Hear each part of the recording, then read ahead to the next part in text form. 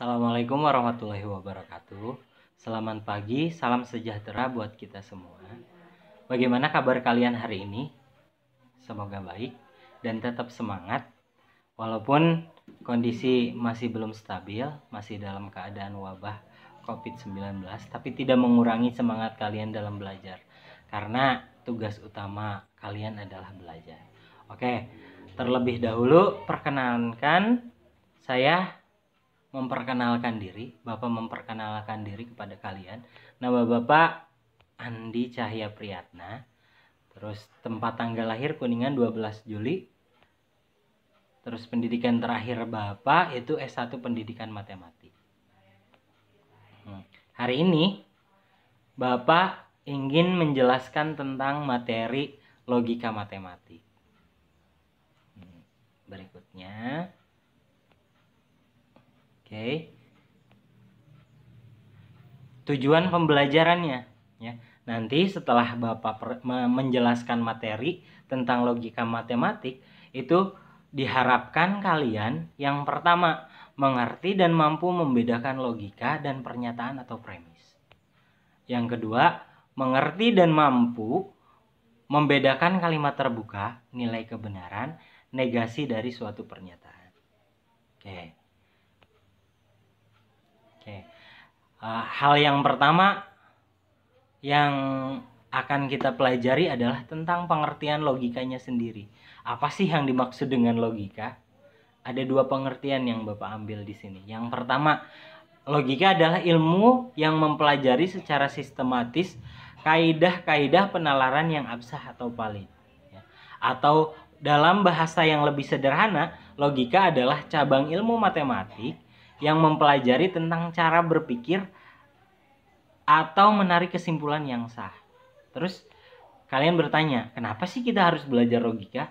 Ternyata logika sendiri adalah materi penunjang dalam pemrograman komputer. Jadi buat kalian yang ingin meneruskan ke jenjang perkuliahan dan mengambil tentang pemrograman komputer, maka ini adalah materi penunjang dalam bahasa pemrograman komputer.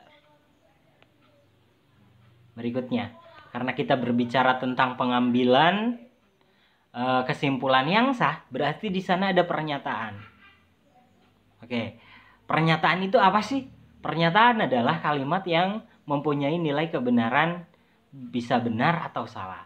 Nah, pernyataan sendiri dibagi menjadi dua bagian.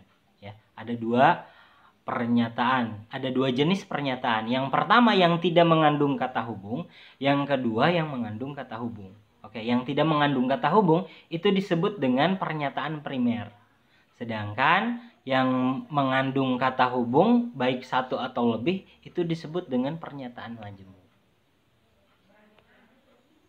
Oke, berikutnya kita mempelajari mana saja sih yang termasuk pernyataan dari kalimat-kalimat berikut. Nih, Bapak kasih 10 macam kalimat. Ada nomor 1, nomor 2, nomor 3, nomor 4, nomor 5, sampai dengan nomor 10. Oke, sekarang kalian selidiki dari nomor 1 sampai 10. Manakah yang menurut kalian yang termasuk pernyataan? Nomor 1. Nomor 1 itu mengatakan bahwa Bangkok adalah ibu kota Thailand. Benar atau salah? Benar. Ya, memang Bangkok adalah ibu kota Thailand. Maka ketika kalian menalar dalam otak kalian bahwa ini adalah pernyataan yang benar, berarti memiliki nilai kebenaran. Maka yang seperti ini disebut dengan pernyataan, ya, pernyataan yang benar, yang memiliki nilai kebenaran benar, ya, karena Bangkok adalah ibu kota Thailand. Oke, yang nomor 2, 9 adalah bilangan genap. Kita tahu bahwa 9 itu bukan bilangan genap, tapi bilangan ganjil, ya. Pernyataannya salah, tapi memiliki nilai kebenaran. Nilai kebenarannya salah. Ya. Walaupun nilai kebenarannya salah, nomor 2 ini termasuk pernyataan karena memiliki nilai kebenaran. Nomor 3, badak itu memiliki gading. Benar atau salah? Salah, ya. Karena badak itu memiliki cula, bukan gading. Tapi ketika kita berbicara bahwa kalimat ini salah, berarti memiliki nilai kebenaran. Nilai kebenarannya salah, ya. Badak itu bukan memiliki gading tapi memiliki cula. Maka nomor 3 pun termasuk pernyataan. Terus yang mana aja yang bukan pernyataan? Kita lihat nomor 7. Nomor 7 di situ, mengapa kamu menangis? Ini pernyataan bukan? Ada nilai kebenarannya nggak? Nggak ada. Karena di sini merupakan kalimat tanya. Mengapa kamu menangis? Kita nggak tahu pernyataan ini benar atau salah. Nomor 9. Ambilkan aku kue itu. Itu juga bukan pernyataan. Karena tidak mengandung nilai kebenaran. Ya. Ambilkan aku kue itu adalah sebuah kalimat perintah. Ya. Nomor 10. Semoga kamu lekas sembuh.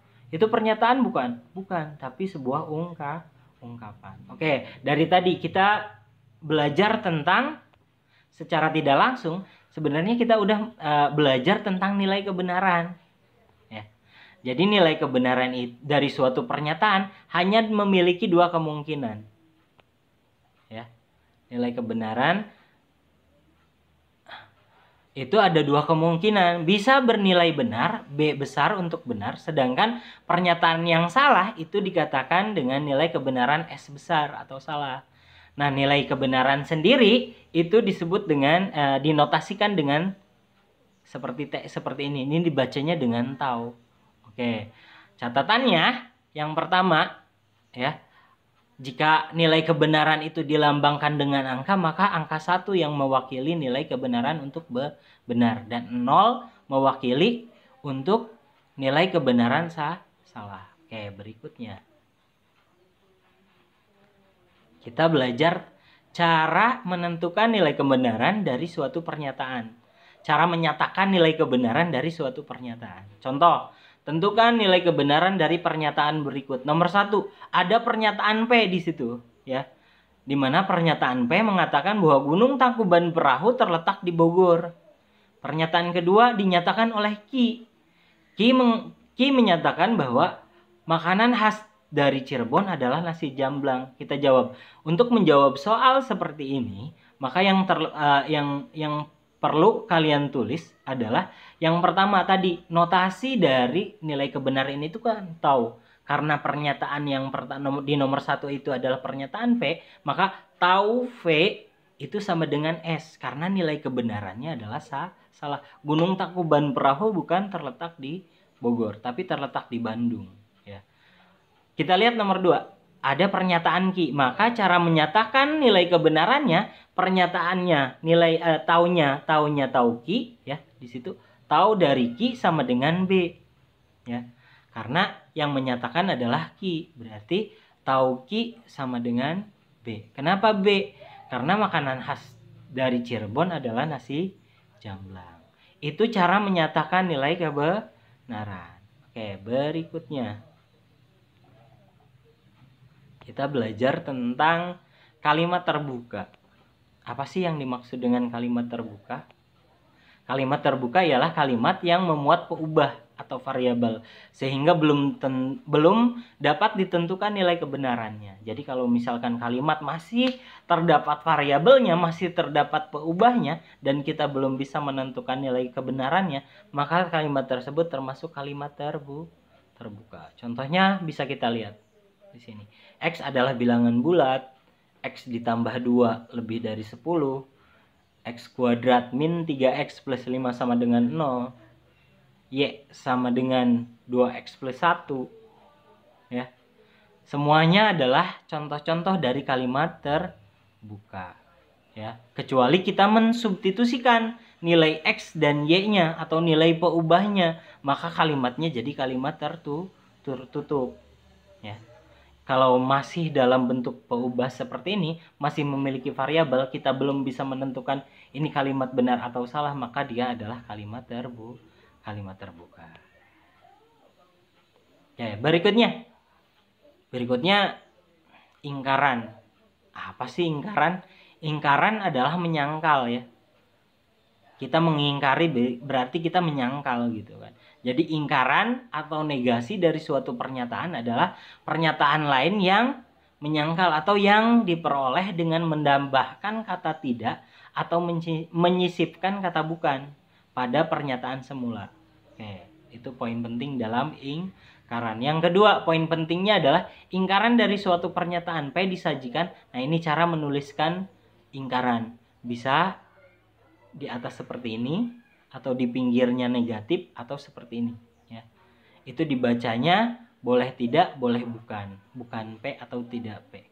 Bila pernyataan P bernilai benar, nah poin ketiganya, itu maka ingkarannya harus salah. Berlaku sebaliknya. Berarti jika P-nya bernilai salah, ingkarannya harus jadi bersifat benar.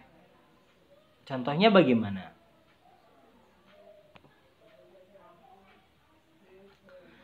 Belum ke contoh ya. Ini adalah tabel ingkaran. Jika pernyataan P adalah pernyataan semula, nilai kebenarannya benar, maka ingkarannya pasti jadi salah. Ya. Tapi kalau pernyataan semulanya salah, maka ingkarannya harus jadi benar. Contohnya seperti ini. Tentukan ingkaran dari pernyataan berikut. Ada pernyataan 1, itu dinyatakan oleh P. P menyatakan bahwa 2 tambah 3 kurang dari 4. 2 tambah 3 kan 5, bener nggak kurang dari 4? Ya, maka nilai kebenarannya adalah S. Gimana caranya agar jadi benar?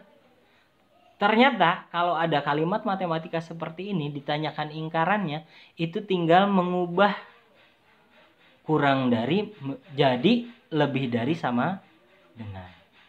Maka dia sudah jadi ingkarannya. Contoh nomor 1, 2 tambah 3 kurang dari 4. Maka ingkaran dari pernyataan P adalah 2 tambah 3 lebih dari sama dengan 4. Terus bagaimana yang menggunakan sama dengan? Contohnya di pernyataan R.